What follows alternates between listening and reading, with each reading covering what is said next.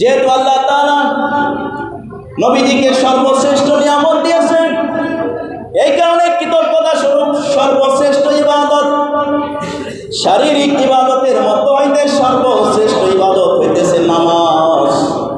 এই কারণে নবীজিকে আল্লাহ তাআলা বললেন, নিয়ামত যেরকম দামি, শুকরিয়া স্বরূপ দামি জিনিসটাই আমি আল্লাহকে দিতে হবে, সেটা হলো নামাজ।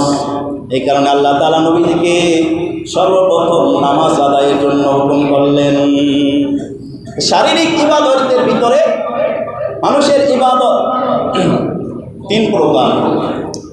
এক প্রকার ইবাদত শারীরিক ইবাদত, আরেক প্রকারের ইবাদত আর্থিক ইবাদত, সম্পদের ইবাদত, আরেকটা হলো শারীরিক এবং সম্পদ উভয়টার মিশ্রিত ইবাদত। শারীরিক ইবাদতের ভিতরে সব থেকে উত্তম হইতেছে নামাজ। নামাজ হলো সব থেকে উত্তম ইবাদত, আর আমরা আমাদের কাছে এই নামাজ নামক ইবাদতটা সব থেকে নিম্নমানের ইবাদত হয়ে গেছে। ঠিক কিনা ধরে নামাজ আজকে এক শ্রেণীর মানুষ পড়তেই চায় না। কিছু মানুষ আছে সপ্তাহে একবার এসে শুধু মসজিদে দেখে যায়, মসজিদটার কী অবস্থা একটু দেখে আসে। একেবারেই যদি না যায় মসজিদে কেমন হয়।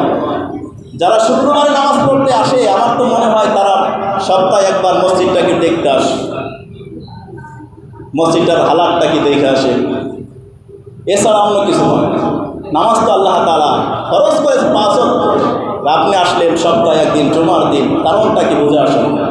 কারণ হয়তো এটাই হবে, মসজিদ দেখতে আসলে মসজিদের অবস্থাটাকে একটু দেখে আসে। আল্লাহ তাআলা আমাদের সকলকে 5 ওয়াক্ত নামাজ পড়ার তৌফিক দান করুন, সকলে আমিন। এই কারণে মুসলমান নামাজ হলো সব থেকে উত্তম ইবাদত।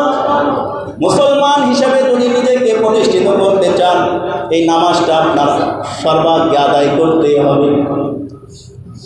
এরপরে আল্লাহ তাআলা বলেন, আনহার নবীজি গো, আপনি আপনার রবের জন্য কুরবানি করুন। কুরবানি হলো আর্থিক ইবাদত। আর্থিক ইবাদতের মধ্যে অন্যতম একটা ইবাদত হইতেছে কুরবানি। যাকাতও আর্থিক ইবাদত, সদকা আর্থিক ইবাদত। কিন্তু আল্লাহ তাআলা এখানে নামাজের পাশাপাশি সূরাতুল কাউসারের ভিতরে কুরবানির কথা কেন বললেন? কুরবানির কথা বলার কারণ হলো, নবীজির যুগে কাফের মুশরিকরা, বেদিনরা আল্লাহর নামে কুরবানি করত না, তারা কুরবানি করত দেবতাদের নামে, মূর্তির নামে। এখন আল্লাহ তাআলা এদের বিরোধিতায় বললেন, নবীজি গো, আপনি আপনার রবের সন্তোষের জন্য কুরবানি করুন। এই জন্য এখানে যাকাতের কথা, অন্য কিছুর কথা না বলে কুরবানির কথা বলছে। কাফের মুশরিকরা তো দেবদেবীর নামে কুরবানি করে। নবীজি গো, আপনি এদের উল্টা করেন, এদের উল্টা করে তাদের সাথে আপনি একটা জিহাদ করেন। সেটা হলো, তারা তো কোরবানি করে দেবদেবীর নামে, আর আপনি নবীজি কোরবানি করেন আমি আল্লাহর সন্তুষ্টির জন্য। সুবহানাল্লাহ।